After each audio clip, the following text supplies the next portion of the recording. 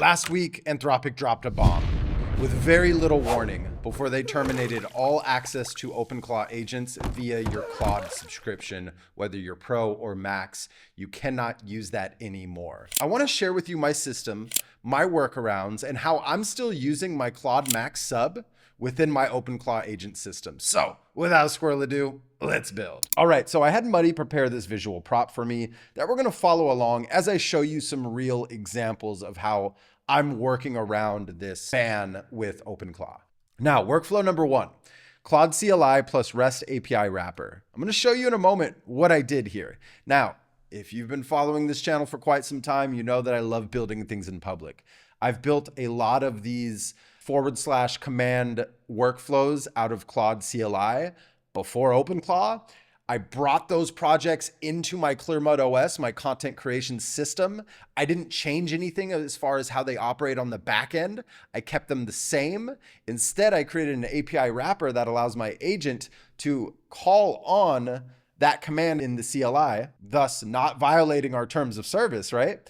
And executing that work as it was defined in that CLI-based application that I built, right? Wrap it to a local API, and then I'm gonna be using Clearmud-OS as a reference. Now, let's just go show it off really quickly. Let's do the YouTube script, for example. Now, we're gonna say Anthropic, banned, Openclaw. The way my YouTube script application works here, this is just a front end, fancy front end that I built with my Openclaw agent, right? I wanted to have a place to visualize all of my content creation tools. Now, when I run this YouTube script, as you can see here, we get a preview into the terminal that it's spinning up, right? It doesn't stream every line real time. It streams the most important part. So on turn one, it's using Opus 4.6 to do the research and the preparation for what I call a title thumbnail hook strategy. And then it's gonna give me three options to choose from. I'm gonna be able to select which option I like most. And then on the second turn, it uses Sonnet 4.6 to essentially write the script, right? This workflow doesn't change. Sure, the models have changed since I've made this application, but I originally built this months ago, and you can find that video here if you wanna learn how to build this. I'm using the same exact code base that I built out on that demo as well. So we just wait here a moment. Okay, so as you can see here, we have the exact output that would normally run in the CLI. Now let's see here. This is where I would pick one of the scripts. And, you know, just for the sake of kind of being quick with this video here, we're gonna pick its recommended one, right? Which I believe was strategy number one, strategy one. And now this is where, like, if I don't like one of the responses, this essentially acts as a prompt within the Claude CLI that allows me to either redo the script, add some notes, but for the sake of this demo, we're just gonna select strategy one. As you can see here, my research file gets saved to that thumbnail title hook strategy, as I mentioned, right? And the reason I didn't want to show the raw Claude CLI here is I really wanted a clean front end because I trust that it's doing the work. So we don't have every single line being shown in this preview because it's kind of pointless and it takes up more resources than it's worth, right?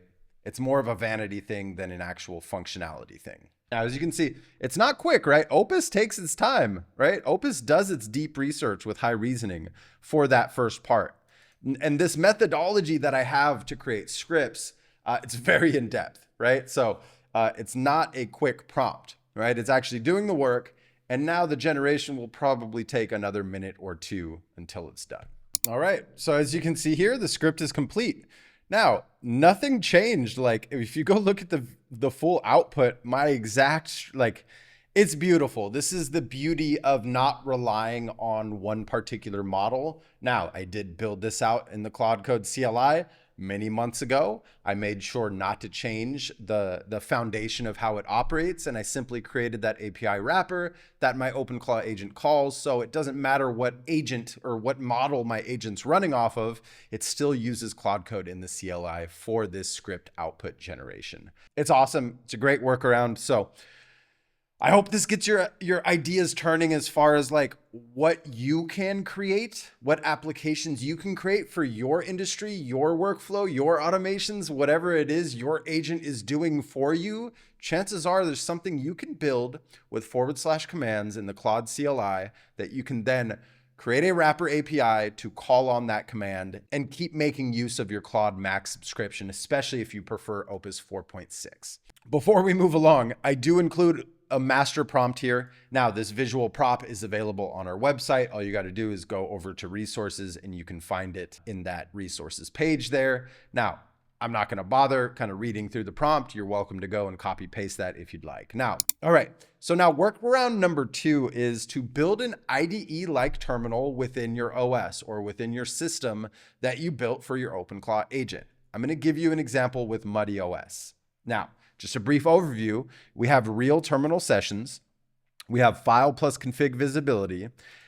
And then we have a terminal first product design. An example, like let's say I want to edit something in my Clearmud-OS dashboard here, right?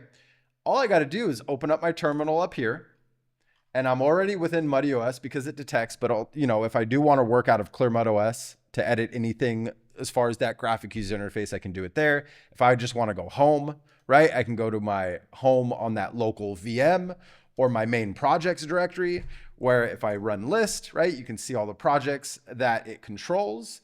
But for the sake of this example here, we're just in Clearmud-OS. And let's say, hey, first we want to spin up Claude, of course, right? As you can see here, we're using my Claude Max sub. Now I'm just going to go full screen. Hey, Claude. So I would like to make some adjustments to Clearmud-OS dashboard module. The command grid, I would like this to be, it's already an accordion option, but I would like the system health and awaiting review to have accordion options as well. So like all of those modules within the command grid row and section, I would like those to have the accordion feature so I can expand or collapse those modules. So now Claude's going to get to work and take action. Now, the reason I wanted to show you this though, is because here's a fun trick that you can do. You can always talk to your agent, right? I have this custom kind of chat box.